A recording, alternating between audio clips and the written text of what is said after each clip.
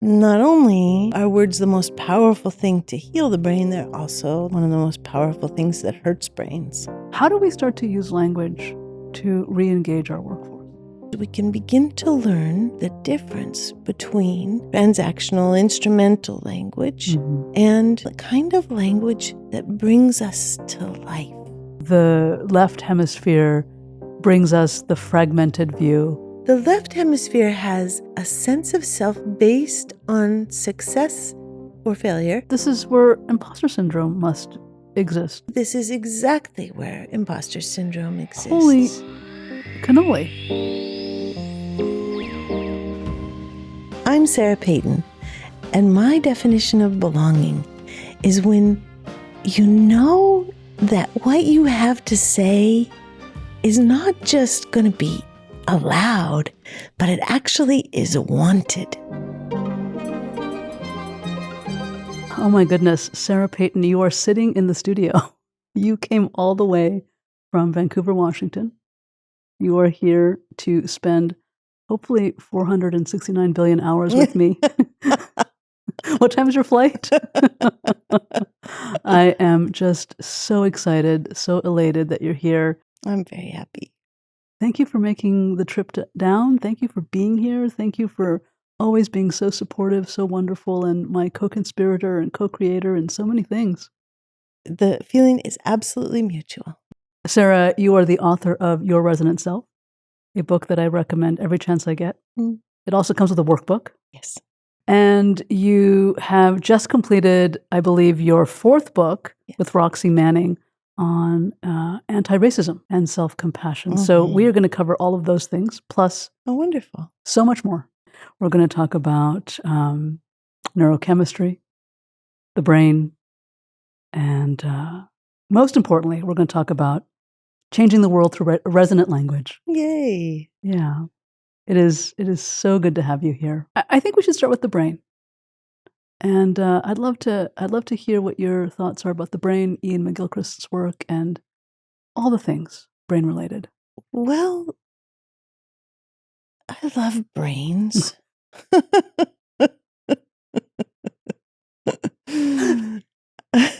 When I was a little girl, I already knew that my family was, I didn't know that my family was having a difficult time. I knew I was having a difficult time from pretty early on. And I remember that I was like 12 years old and I found was 12 years old. That would have been 1974.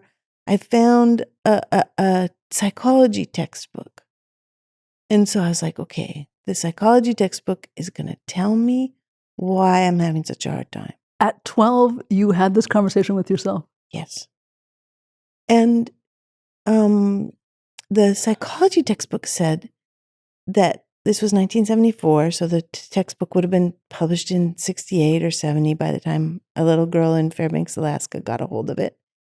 And it said that your brain was set in stone after 3 years old, that whatever happened to you before the 3 years old, you just had to live with after that. It almost brings tears to my eyes because it was such a devastating discovery. I had so much hope for this psychology textbook, which is such an interesting kind of, like it was a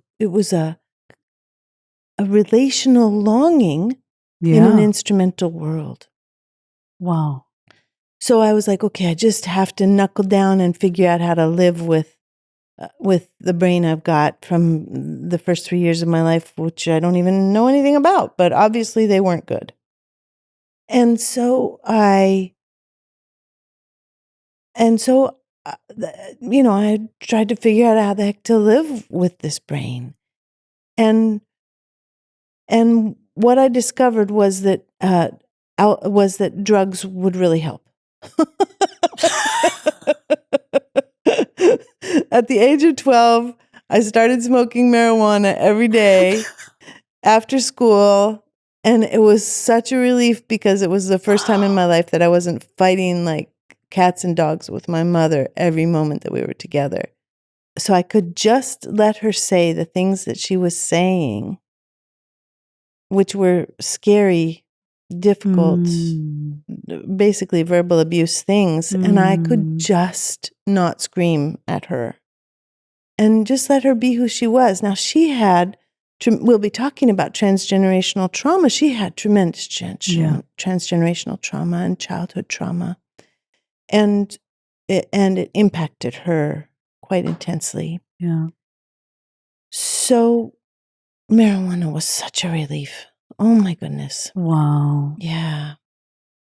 And it wasn't until I went away, she sent me on a foreign exchange program, and I spent a year away from her. Where'd you go? Went to Norway. Okay. And getting away from her was like the hugest gift. I don't know how people get this gift nowadays in a world filled with cell phones and instant messaging.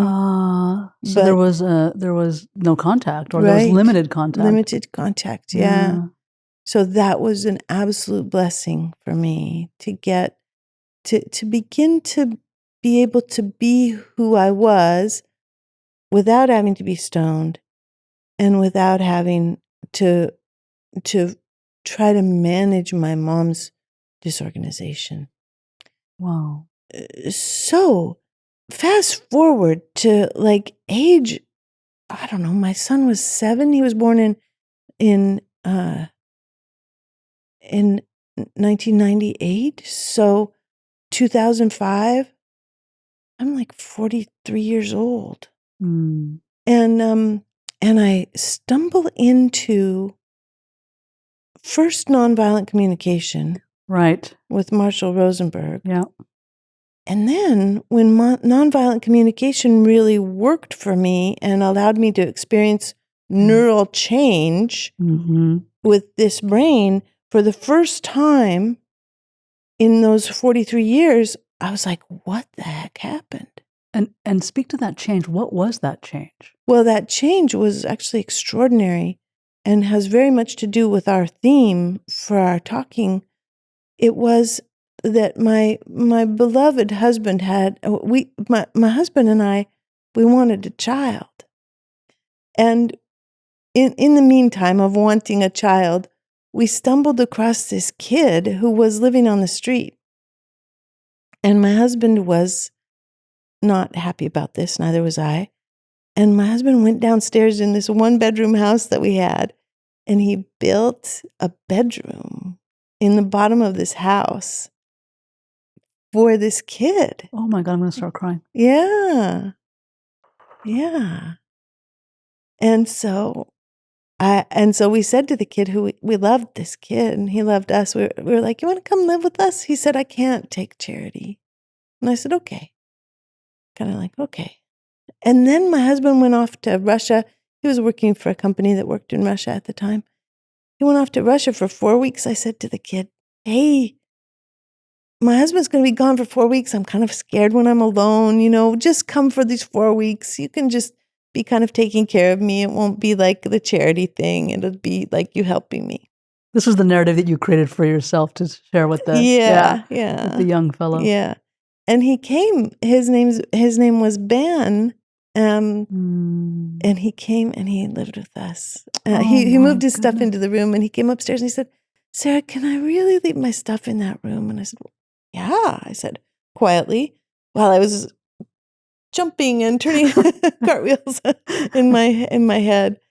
And so, but the problem was I couldn't hug him. I would, it was like hitting a concrete block. I would turn to stone. You would turn to stone, I not would not turn him. to stone. No, he needed hugs. He was a lovely hugger. No, my body would just freeze. I was like, this is not good.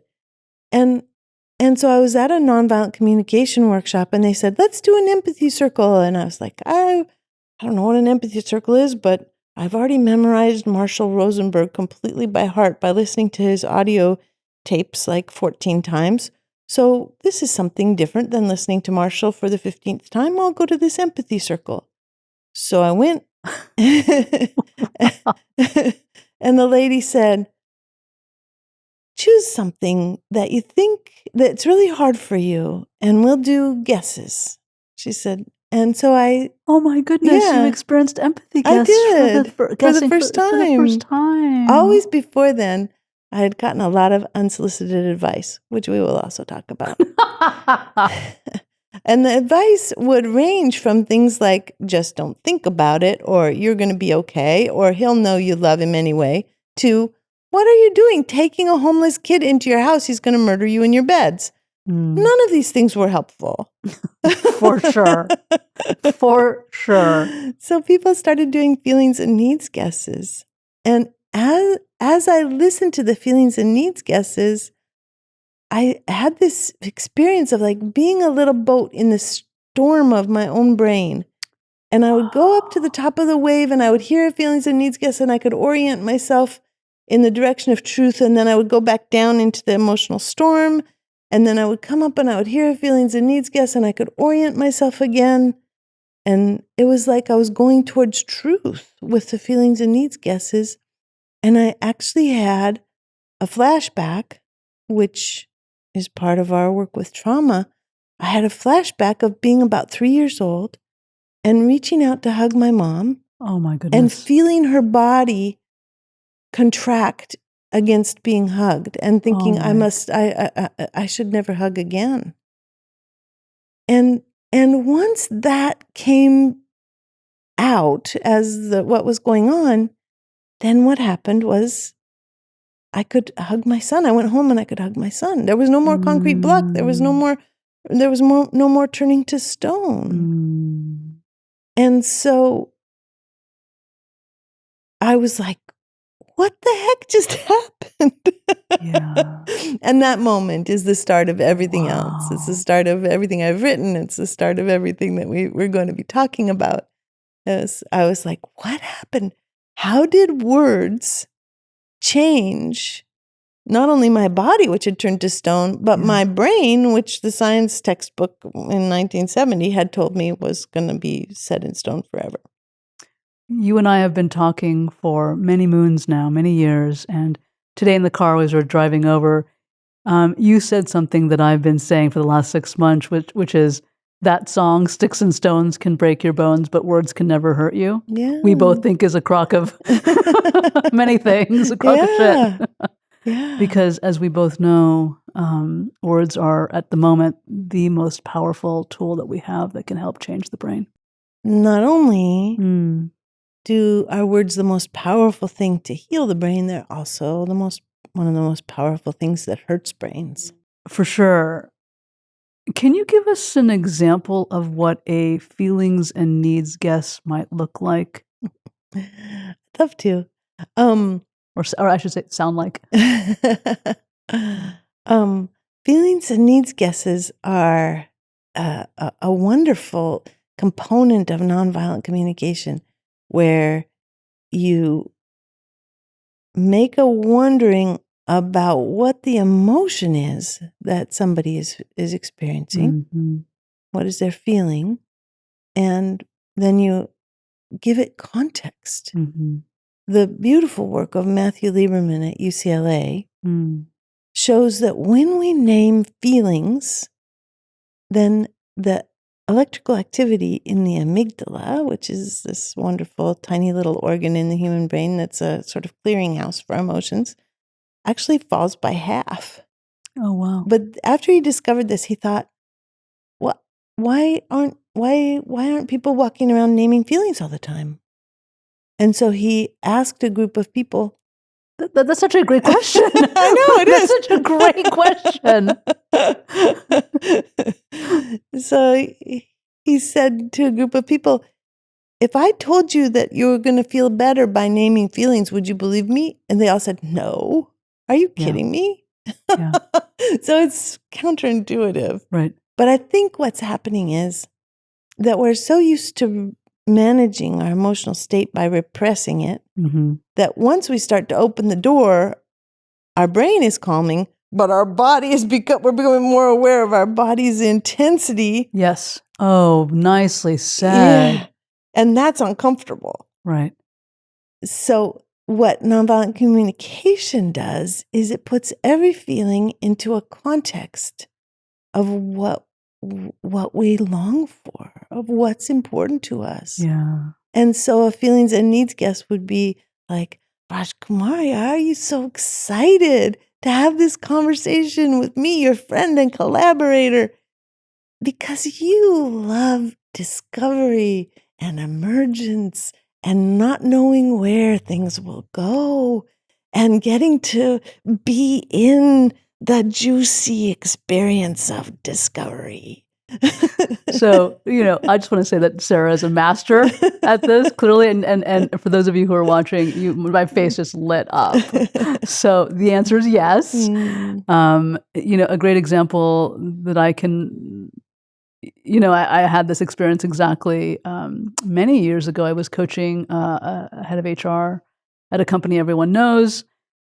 And about a couple months into our coaching, she invited me to come meet with the CEO and her 12 direct reports. And the CEO at some moment asked me a question about trust. So I got really excited and I jumped up. There was a whiteboard. So I started whiteboarding because I always have to use a whiteboard if it's in the room.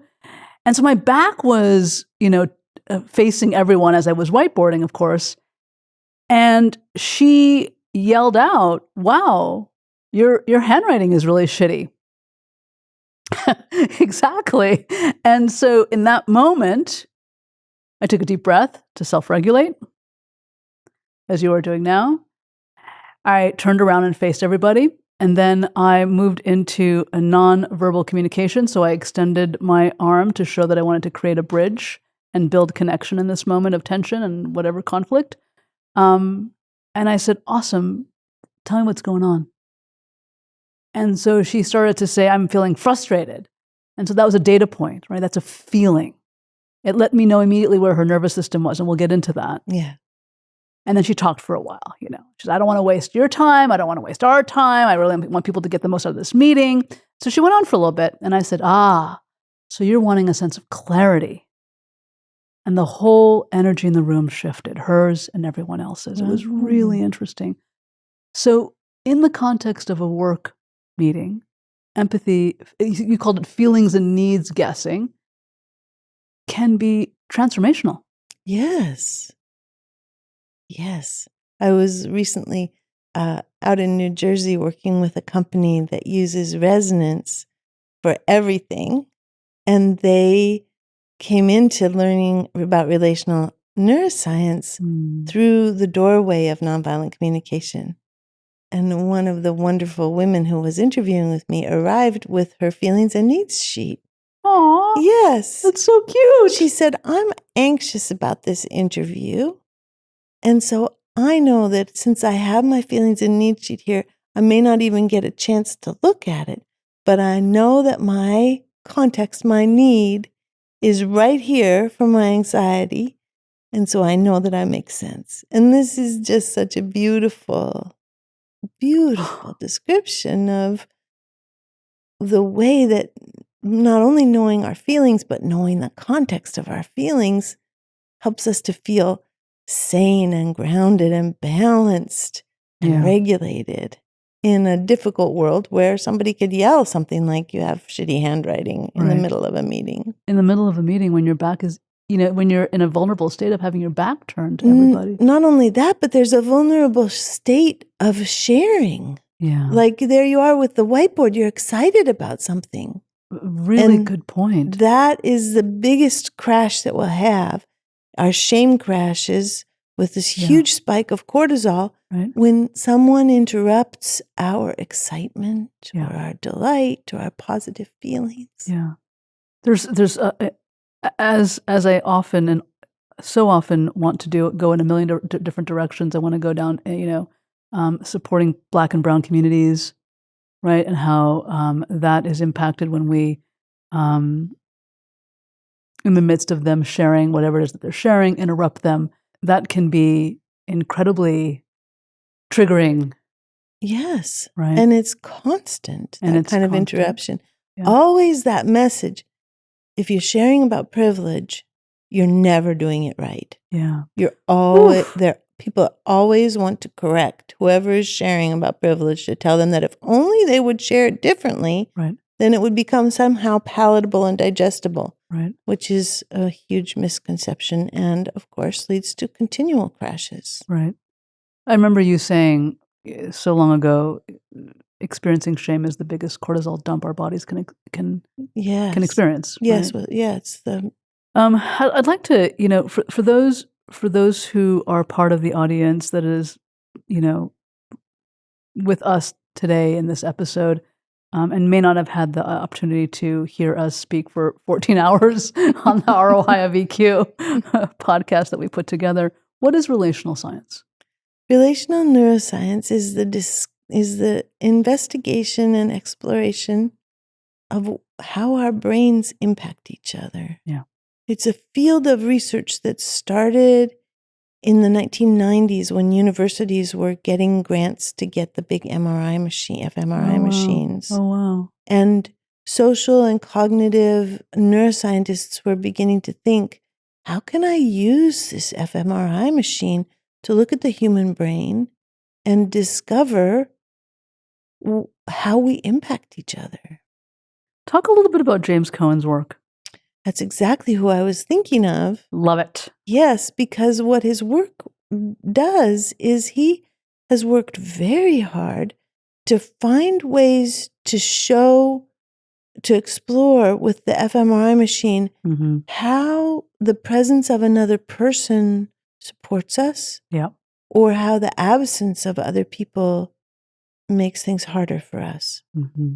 So he's done a variety of studies about this, one of which is where he put somebody into an fMRI machine and had them imagine pain, and then had them have somebody actually physically with them who was there. In his study, he did spouses, strangers, and nobody. Right. And it showed such a difference in the brain.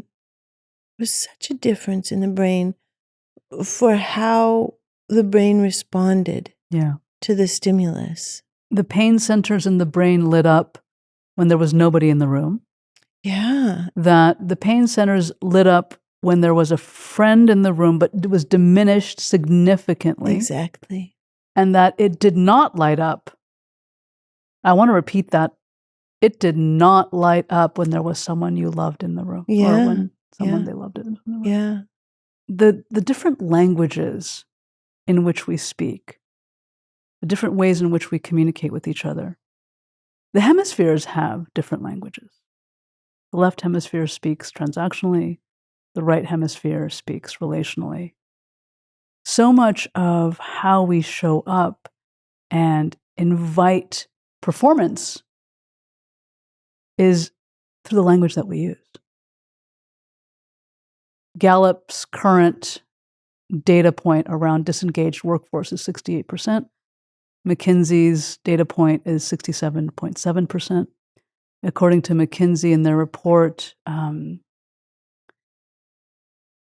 across 15 different countries, people are disengaged because of toxic workplace behavior and are wanting to leave in the next 3 to 6 months. This is over 15 different countries.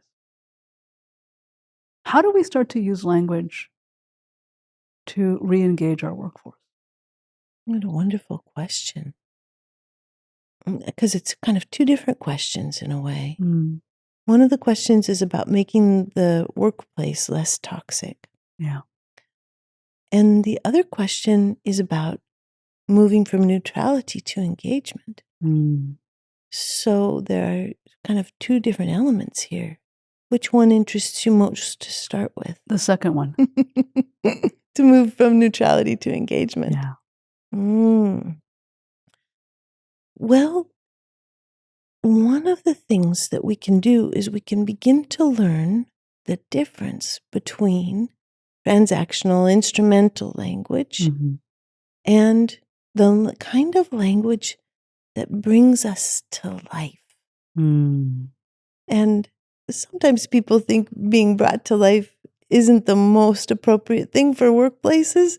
But heck, we're spending so much of our lifetimes in the workplace. Yeah. We might as well be alive there. Yeah. We might as well be engaged. Our bodies might as well have the opportunity to crack up and experience excitement and satisfaction, and to celebrate wins and accomplishments.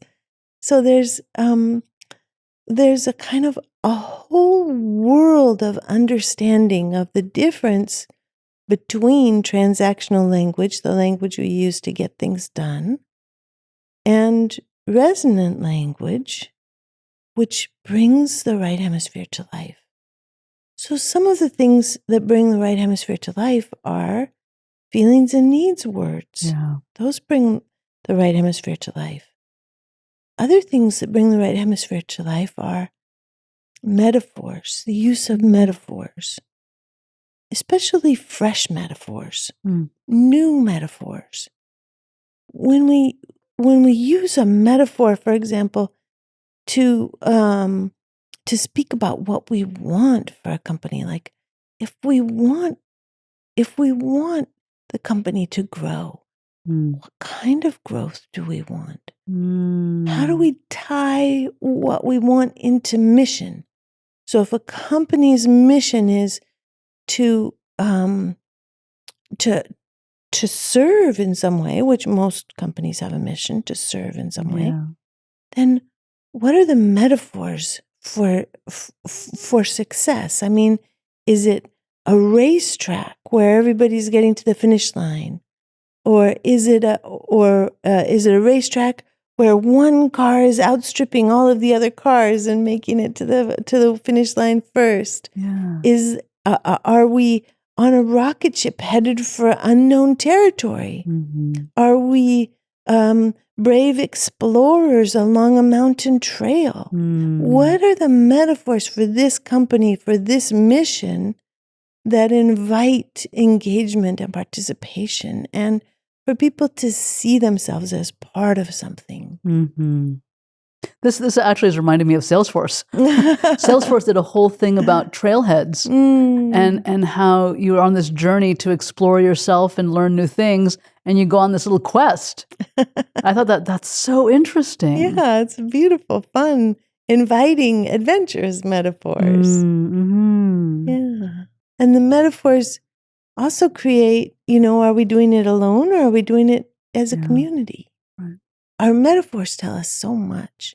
So being aware of our metaphors is part of resonant language. Being able to make impossible dream guesses for each other is part of the resonant language that can bring a work life to life. Being aware of ourselves as humans within a working environment, that we have body sensations, that we have feelings, that we have longings, that we have dreams. Yeah.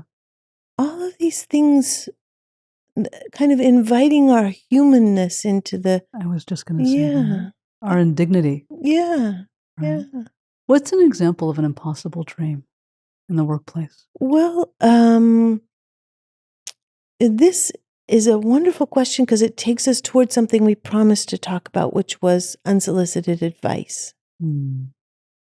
So let's say we have the person in the next desk to ours is having trouble. They're struggling with a sense of meaning. They've been asked to do some work tasks that are kind of impossible given the amount of time they've been given to complete them in. Unsolicited advice would be something like, well, you could work through lunch. So could you. and even, there might be even like some nod to relationality. I can bring you back some takeout from the restaurant that I'm going to. That's sweet. There's an attempt to repair from the harm caused. Which most of us don't know, but unsolicited advice creates a spike of cortisol. That's incredible. Just like shame does. That's incredible. So what happens if what happens for people is that they hear someone's pain and they want to fix it. Yeah. They want to contribute. Yeah. They want to help the person who's having a difficult time. It's hard for me that my seatmate is discouraged and feeling hopeless. I don't want my next door neighbor to feel discouraged and hopeless. Maybe if I solve their problem for them, they will no longer feel discouraged and hopeless. That's where the unsolicited advice comes from. But if we got a little more nuanced, isn't it actually stemming from the person having the discomfort? Because you said, it's hard for me that this person has to work through lunch. So if it's hard for me that they're discouraged. Well, they're discouraged, right? Might not be hard for me that they have to work through lunch. Okay, thank you. Right? But isn't if I allowed myself to be in that discomfort, then I could show up more resonantly. Yes, absolutely. So this takes me back to that scene in Inside Out with joy and sadness and Bing Bong. I love right? that scene. And I know it's the best scene ever. And Bing Bong has collapsed because the rocket's gone, right? And so Joy literally comes in and says, "Hey, it's going to be okay. We can fix this." Clearly, I've watched this scene way too many times because I'm even in her tonality of it. But that's unsolicited advice. Yeah. It's dismissing his experience. Yeah. Right? It's causing a cortisol spike because he actually stays collapsed. Yeah. She's doing this because she's uncomfortable because she has her own OKR of getting to the train station. Well, it might be because she's uncomfortable. But interestingly enough, it might be out of love. Let me tell you a story from a workshop. Oh, wow. I was doing a workshop in London. Oh, wow. And I said, do any of you have a difficult time? I was teaching nonviolent communication. And I said, do any of you have a difficult time making feelings and needs guesses for people? Mm-hmm. Have you received feedback that your feelings and needs, that you give advice when people don't want you to give advice? And a fellow raised his hand. He said, me, definitely me. And I said, okay, let's have the person next to you say, I feel so sad. So the woman next to him said, I feel so sad. And he said, what can we do about that?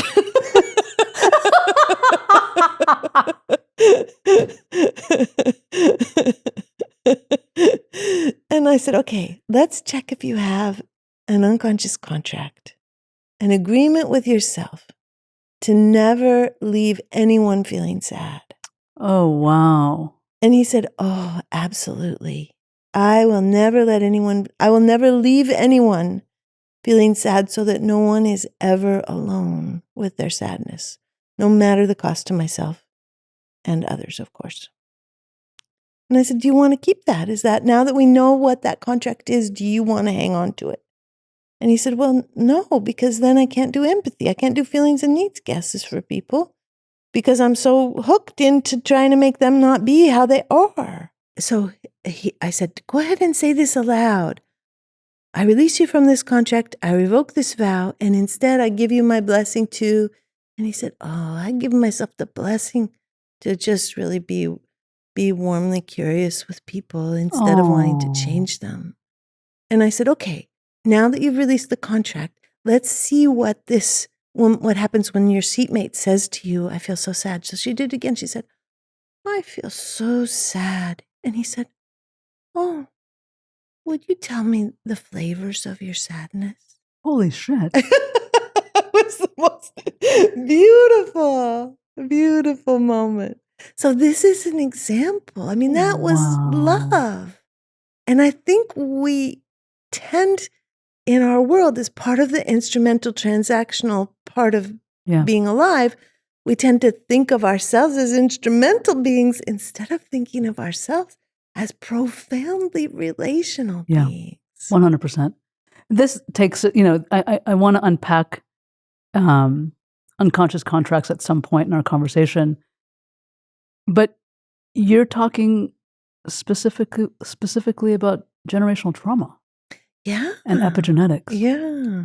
I often say that we carry the titration of mindsets. Yes. Right? and I really need to start saying that we carry the titration of mindsets and our heart beliefs, Mm-hmm. right? Yeah. I have a dear friend who's an incredible psychic, and she talks about how we carry our beliefs, that what's truly important to us in our hearts. Mm. That's really sweet. Mm-hmm. So Iain McGilchrist Iain McGilchrist. has written a very tiny book called The Matter with Things that is only 1,500 pages long. And he took 10 years to write this book. He read over 6,000, close to 7,000 peer reviews. I have been obsessively listening to him since you mentioned him many moons ago. His first book was Master and His Emissary. Talk a little bit about Iain, his work, and the hemispheres. Well, Iain McGilchrist is a philosopher. Mm. He also, like me, is not a neuroscientist, but writes about neuroscience and deeply reads neuroscience and thinks about neuroscience and how it impacts the human condition. Mm. And one of the areas of his interest is the history of the research into brain lateralization. Mm. What does the left hemisphere of the brain mostly control and direct for humans? And what does the right hemisphere of the brain mostly control and direct for humans? So it's not simple research to get your brain around, because it turns out that both hemispheres are always contributing all the time. Mm. So the oversimplification that people can fall into Yes. is they can fall into this oversimplification of believing that they're just a left hemisphere person or Yep. just a right hemisphere Exactly. person. And no one is, Right. which is really, in a way, evidenced by this story of this man who was so instrumental Mm. in his response to his seatmate telling him that she was sad. But when we looked deeply, it wasn't that he was a left hemisphere guy. Right. It was that he was being driven by his love out of relationship. Or even possibly trauma. Exactly. Yeah. Yeah. And so no one is either all instrumental brain or all relational brain or resonant brain. I want to quickly deviate here and go down a very dangerous path. Yes. What about that book? What's it called? Mars versus Venus, and male brain versus female brain. Oh, well, the author that I most enjoy, who writes about gender, is Cordelia Fine. She's an Australian writer, and I wish she would write a book a year, but she doesn't.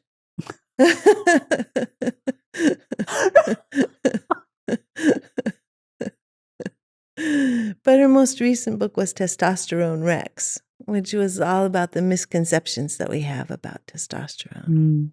But the first book that she wrote was all about, it was like a big critique of the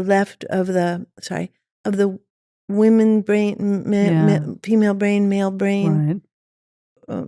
For example, one of the most famous books that's been written about the female brain, if you go into the research articles that are cited, for example, this is the type of research that gets cited. The person who wrote the book cited a piece of research about 3 male salmon brains in order to buttress their point about human female brains. So it's pretty, it's pretty dicey. It's not really science when we start to talk about male and female brains being significantly different. I am in shock. I don't even think I have any comment other than to simply say that I am in shock. But please continue. Well, one of the things about male and female brains and the idea about them is that, first of all, our culture is like a juggernaut. It's like a giant steamroller bearing down on all of us and kind of steamrolling us into flat paper dolls of self that are supposed to be some particular gender, a male gender or a female gender. And it starts so early, it starts prenatally. Way, as soon as people find out what gender their baby is, then their way they use language about the baby changes, and what they expect the baby to be like changes. And so we're living in a culture that has ideas that we try to find ourselves within. I mean, the whole men are from Mars, women are from Venus. That's the book. Yeah, that whole trajectory of exploration was not an effort to find ourselves in relationship to how our brains actually are. It was an effort to find ourselves in relationship to how the culture makes us be. When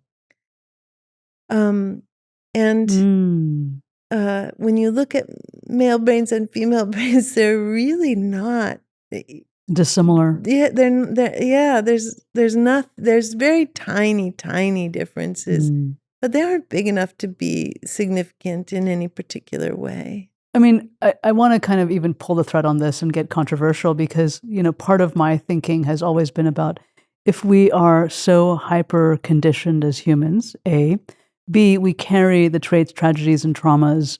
According to Rachel Yehuda, 210 years, but Reza Menachem says it's up to 490 years, right? So we're carrying these titrations of mindsets, which are titrations of conditioning, which are these neurochemical petri dishes that we're walking inside, or that we're carrying around with ourselves, right? And we don't realize that we can be any different because these neurochemical mindsets are creating our identity. They're shaping our identity.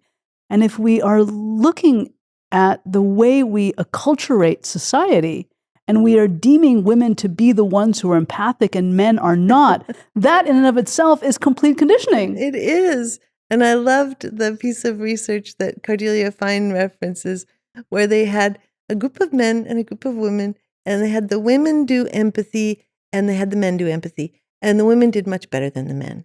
And then they did the research again, and they told the men that they would pay them for doing the empathy. And once they told them that, the men did just as well as the women. So there's like a whole, what do we value? How do we place our attention?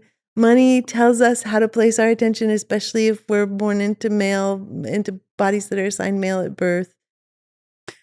This is belonging. Yeah. But this is belonging. Yes. Right? And conforming. And so much of our society is based on conforming and fitting into slots. Yeah. And right? Like you belong here if you show up in these ways. Yes. It's so conditional. Right?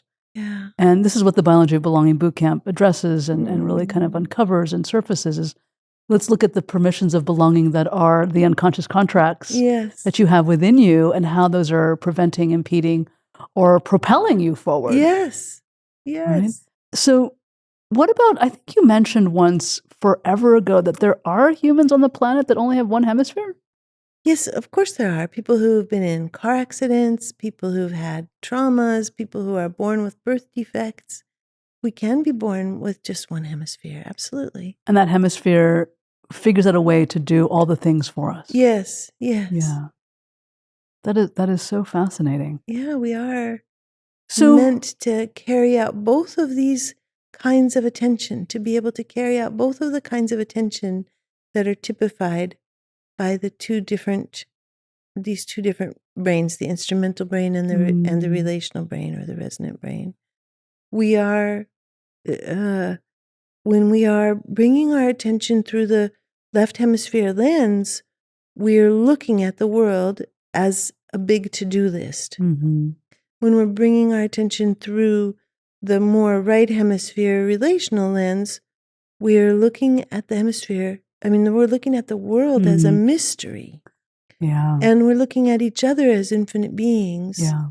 And it's only when we can bring together our to-do list and have it be I love that. Yeah, have it be held by and directed by our sense of each other as infinite beings, and of course the planet also as a being. Then all of a sudden we can begin to direct our activities and our to-do lists in ways that are more relational. Mm-hmm. So the question is always about integration, about both kinds of attention being used to serve rather than to destroy. In one of the interviews with Iain McGilchrist I was listening to, it was about an hour and a half long, he talks about how the left hemisphere brings us the fragmented view and the right hemisphere brings us the holistic view. He also talks about how the left hemisphere is far more delusional than the right hemisphere. I thought that was absolutely fascinating, and I would love to dig into that a little bit more. Do you have anything that you want to share about? Yes, both of those ideas take us in different directions. In the fragmentation, we take the world apart, but we don't really put it back together as a whole, which means that we can be extractive with our planet instead of being thoughtful about the consequences of our actions. Welcome to for the planet's patriarchy. future. Welcome to sexism. Welcome to white supremacy. Indeed. And if we think about the delusion, I love this about the left hemisphere. It just makes me laugh. I mean, it's, tragic in every way, but it also makes me laugh. I once told my producer that we live on a planet that's just miserably magical. So this is what I find so funny about human brains. It's tragic, but it's also funny. The left hemisphere can't error check. All it can do is go straight ahead without error checking. If you've ever gotten into that frame of mind where you're lost and you want to get to the place that you're going, but you don't want to turn around and backtrack. You just want to keep driving forward and without looking at the map, and you just want to get there and you don't want to turn around and retrace your steps. That's like the epitome of the left hemisphere. It has this idea that if it just keeps going, it will get where it's supposed to go. So, but let's back up a second, because you started this by saying that the left hemisphere cannot integrate new information. Yeah, the left hemisphere does not have the neural structure that would allow it to be able to mourn. I remember you saying, and please correct me if I'm remembering incorrectly, that the left hemisphere integrates new information by blaming. Yes, that's its only capacity to integrate new information. And we're going to get into the circuits in just a moment and to talk about Jaak's work, but and this secretes dopamine, so it feels good. That's right. That's right. Just going on, never retracing our steps, just working harder. It's that whole ability to do the what's so important in life and in business of plan, do, check, adjust. The left hemisphere can plan and do, but it can't check and it can't adjust. Oh my goodness, that's such a great point. So this is its delusionality. Wow. Is that when it plans and does, it's doing everything it needs to do. And indeed, that's all it has that it can do. It's true if we're just in our instrumental and transactional brain. Wow. So that's a bit of about the delusionality of the left hemisphere, is it thinks it's got everything. Oh, I thought you were going to say it thinks it's God. It does. It does think it's God. That's a very good point. That's what the left hemisphere thinks. Well, so this brings me to another thing that I recently read that you stated, and then caused me to think that I had misunderstood something from about 10 years ago. The left hemisphere doesn't have a sense of self? The left hemisphere has a sense of self based on success or failure and accomplishment. And official degrees and certifications. But this is where imposter syndrome must exist then? I believe this is exactly where imposter syndrome exists. Holy cannoli. Yeah. I am the vice president of marketing. There, I know that's true, but I don't feel competent. I don't feel full. And I also know with my soul that I am actually, that is not the description of who I am as a fullness. Right. So when I step into being the vice president of marketing and I'm not able to bring my full self with me, then there's a perennial sense of being hollow and incomplete. And how that hollowness and incompleteness is resolved or filled or healed or repaired is the care circuit. And the right hemisphere. The juiciness of authenticity. I want to go back to, we were talking about the pieces of resonant language. We talked about impossible dream. We talked about metaphors. We talked about empathic guesses. But we haven't talked about my favorite one, Sarah. And I'm actually kind of like hurt about that. Which one is your favorite? Well, fucking swearing, obviously. I love swearing. Talk about the science of swearing and how important it is. My most favorite research article that I read in 2022 was that when researchers are teaching chimps sign language. Yes, I just recently read this one. And they teach them the sign language for poo. Yes, totally. The chimps immediately begin to use the sign language poo to swear. This is mind-blowing. I know. Isn't it cool? I just read this like a week ago. Yeah, it made me so happy. It still makes me happy. Whenever I run across research that shows how profoundly we are connected to the animal world, I just feel so happy. Oh. So here we are with our propensity for swearing, which is very much a primate thing. And it has to do with being social animals. Yeah.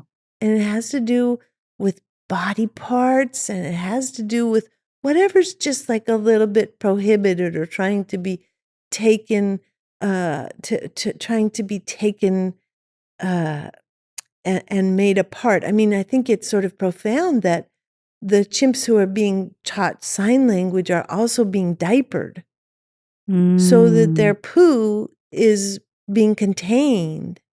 Whereas a wild chimp, I don't know if they think about their poo being contained. I mean, I don't know. It would be interesting if they were being taught sign language. And so anyway, who knows? That wasn't part of the research article, but it's an interesting thing to think about. What do we make prohibited? Yeah. And then what do we use as swear words?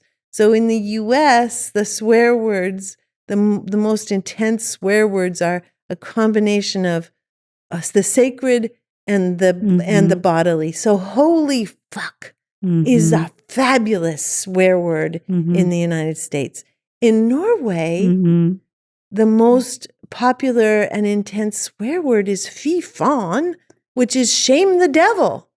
This is hilarious. I know. But this is hilarious. Norway, has been under the rule of very strict Lutheranism for 200 or 300 years or longer. And so there we have like what's prohibited. The devil is prohibited. So it's the swear word. So here we are, these funny humans. But what happens with swear words is that they actually decrease cortisol and they decrease pain and they decrease effort. Now, if you're swearing every sentence, if you're using the word fuck in every sentence, you don't get the same benefit. So plan accordingly. Time plan it well. Accordingly. That's right. That's right. Ration yourself in your everyday language so that when you stub your toe and you say fuck, then there's a decrease in pain. This is so interesting. I'm as we're having this conversation, I'm being teleported back to my childhood and growing up in Quebec, Canada, and constantly hearing "God, it's the tabarnak de Christi," and I loved it, and I just now completely swore on this show in Joal. But here we go. So we still have so much to talk about. We have 2 more episodes we're going to do, several more hours of conversation, which I'm so elated about. I want to close this episode by talking about Jaak Panksepp's work. His body of research means so much to me, so much to you. We have collaborated on this project very intensely.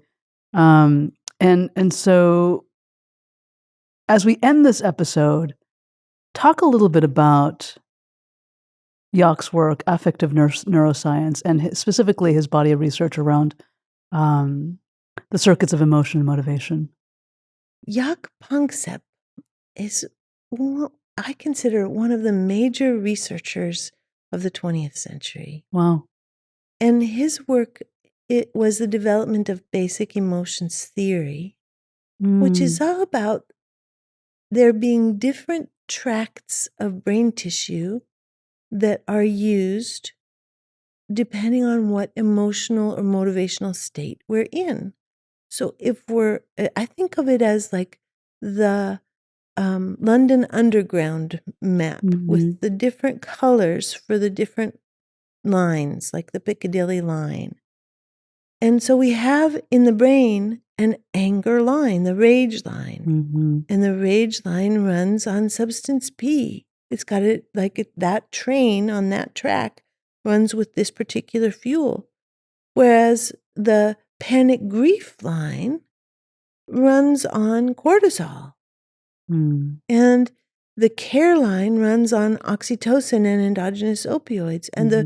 And the fear line runs on glutamate and endogenous benzodiazepines. They actually decrease instead of increasing, the endogenous benzodiazepines do, but there's neurochemical effects. The seeking circuit, for example, when we're trying to get things done, this entire consideration of the instrumental brain, as you mentioned, dopamine. It's so rewarding. It really is. Yeah, we love to get things done.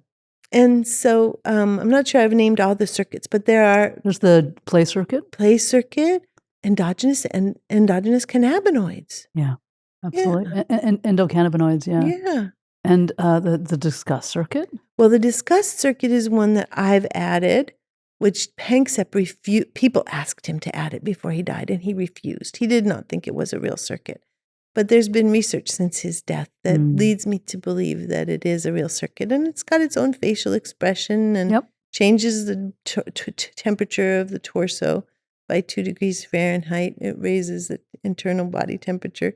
Yeah. Wow, I did not know that. That's so cool. Yeah, apparently some sort of response to try to deal with contagion or some kind of the intake of something, that might make us sick. And then the sexuality circuit. And the sexuality circuit, the hormones of reproduction. Which we've renamed to emergent circuit. Yeah, emergence, sexuality, emergence. Jaak Panksepp called it lust. Aha! I did not know that, actually. That's fascinating. Yes, I'm glad we changed Fewer letters. I'm glad that we changed it a little bit on our slides so that it would be much more work appropriate. Yes, exactly. I want to dive into each of these circuits in the next episode and really look at how they're influencing people at work. And talk about each of and why are these circuits so important is because we are hardwired neurochemically to have our needs and feelings met. And so that is why we started this episode talking about empathy guesses, right? Or feelings and needs guesses, because there's a neurochemical shift that occurs. And when we are able to speak resonantly from that right hemisphere, and we're going to talk a little bit about, in this next episode, about something that you've developed called the IU language. And so working with both the resonant language and the IU language, which is subsumed in the resonant language, right? So it's one more type of speaking, and we're going to model that for all of you. Because we're hardwired for these needs to be met, when these needs are not met, what we find is disengagement. What we find is toxic workplace behavior. Yes. What we find is overwhelm. Yes. Burnout, depression, anxiety. And we're going to talk about all of these things So, in our future episode, we will be covering all of these topics together, and I am so excited to continue the conversation, Sarah.